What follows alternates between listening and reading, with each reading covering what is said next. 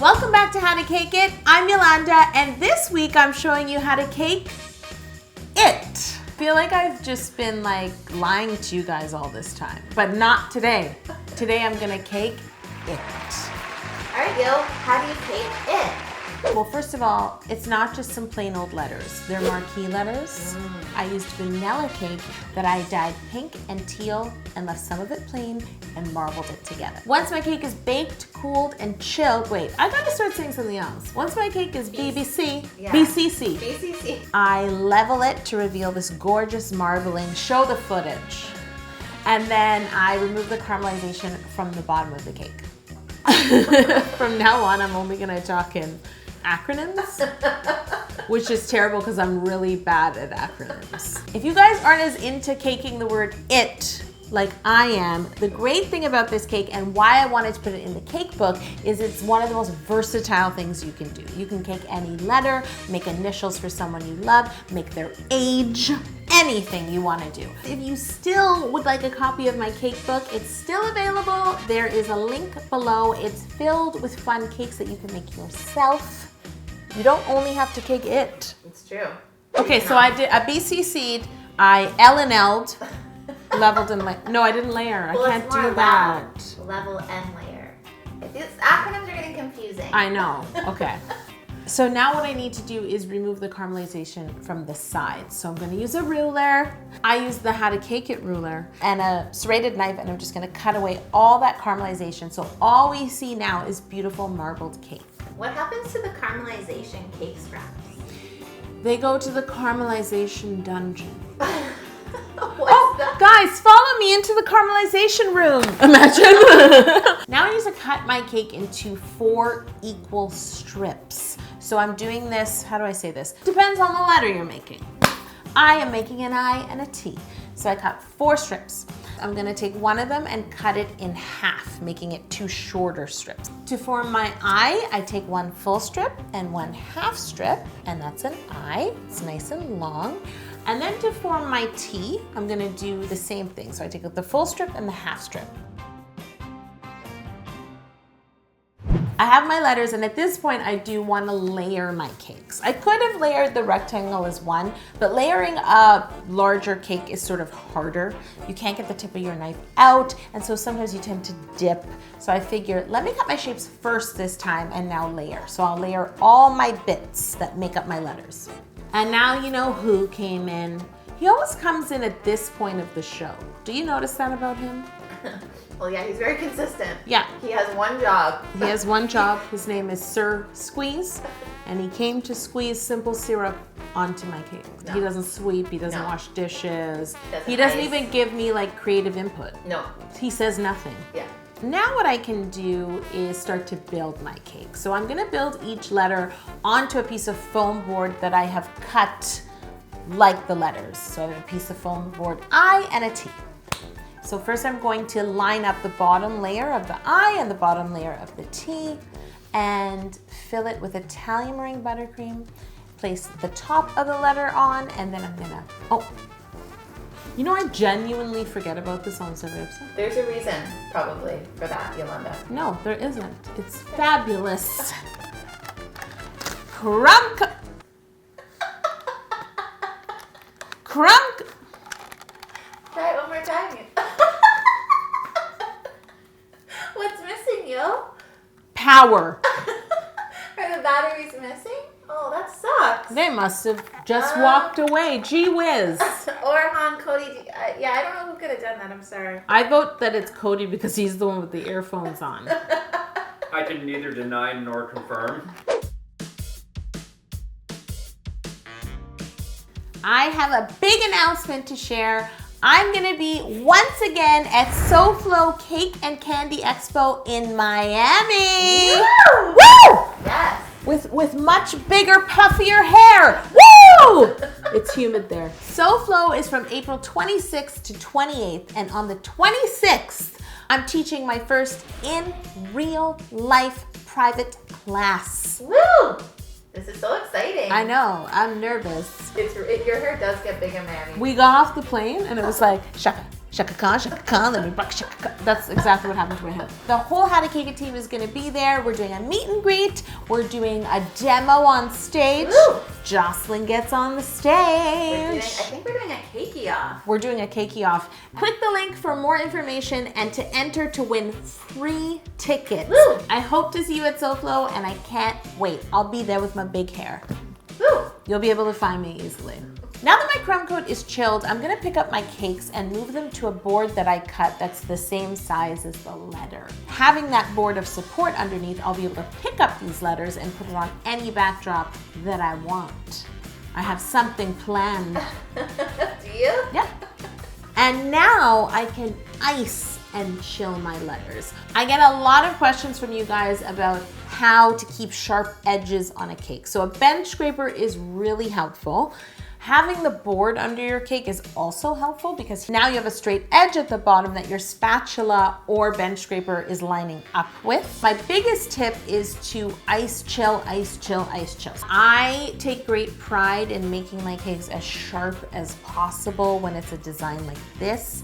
I'm obsessed with sharp edges in general. Why do you think my hair drives me crazy? 0 sharp edges. Sharp edges achieved? Yes, sharp edges were achieved, and now we can move on. So while my cake is chilling, I'm gonna take the time to start kneading my hot pink fondant. Roll out my hot pink fondant into sheets. I want them to be about 1/8 of an inch thick, so I'm gonna roll out like 3 rectangular cake boards of fondant, nice sheets, a little more than I think I'll need, and I wanna get this chilling. And now I wanna cover the tops of my eye and tea cake.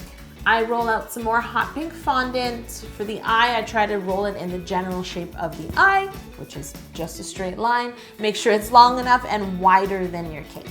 Now I'm gonna carefully lay this on top of the eye, and I'm just gonna quickly trim away the excess from the side. Not flush with the cake. I just don't want so much fondant hanging over that it starts to bend down the side. So now we wanna cover the top of our T.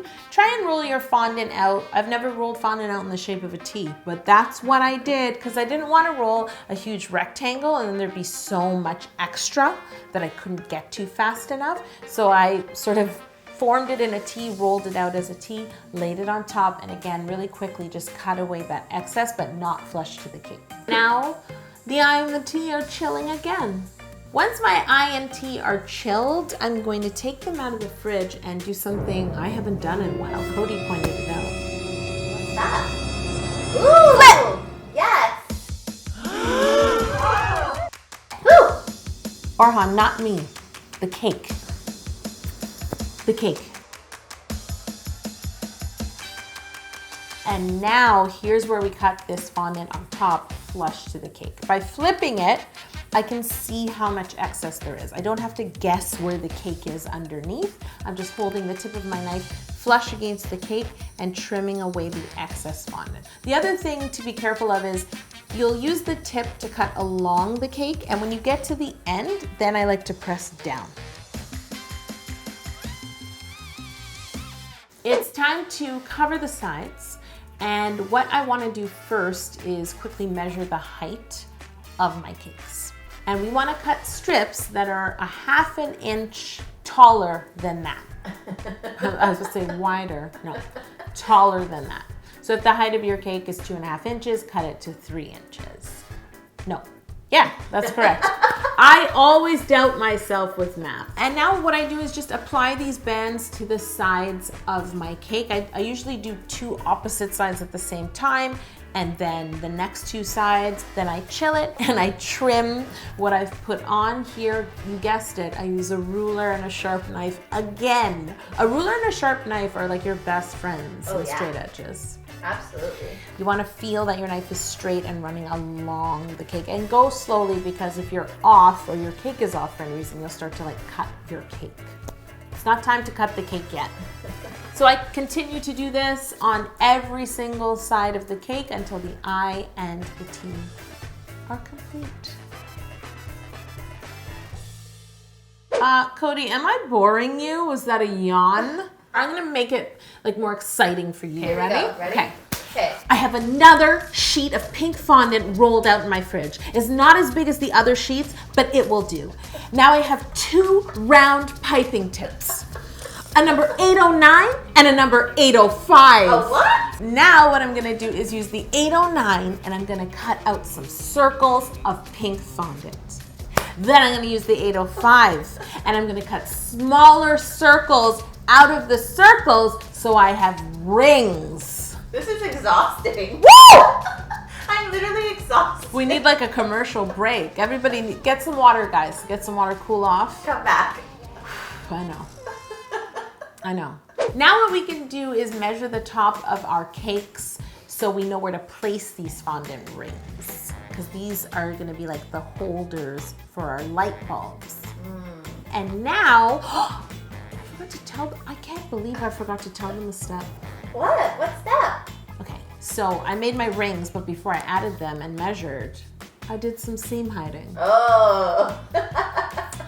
I mixed my pink fondant with some food grade alcohol into a fondant paste, and then I used that paste at the corners of my cakes. And the great thing about these marquee letters are, if you've ever seen one in real life, especially a vintage one, you can definitely tell where they've been welded together. So if your seam hiding isn't perfect, it doesn't even matter in this case. It's a vintage cake. That's right.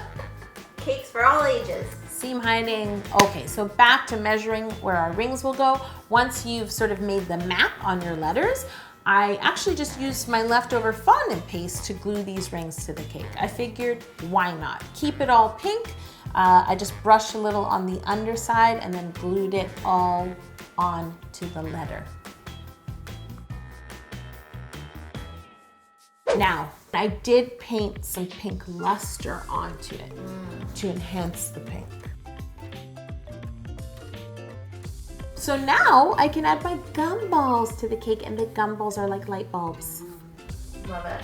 Yeah, so they're just big white gumballs. I'm going to use a little bit of royal icing in a parchment paper bag and pipe some in between my rings where no one will see it, and place my gumballs on.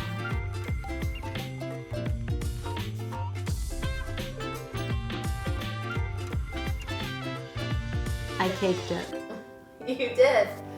What now? What do can we I do now? say, guys? Thank you so much for watching.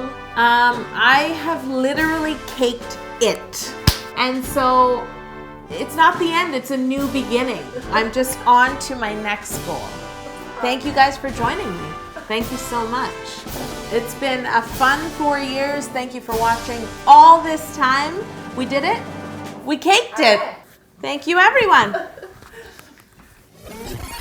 Okay, guys, that was an April Fool's joke. I hope you got it. I'll be back next week making another cake. Yes, I caked it. Now I'm gonna cake them. How to cake other things. That's Can we change the URL? How to cake other things.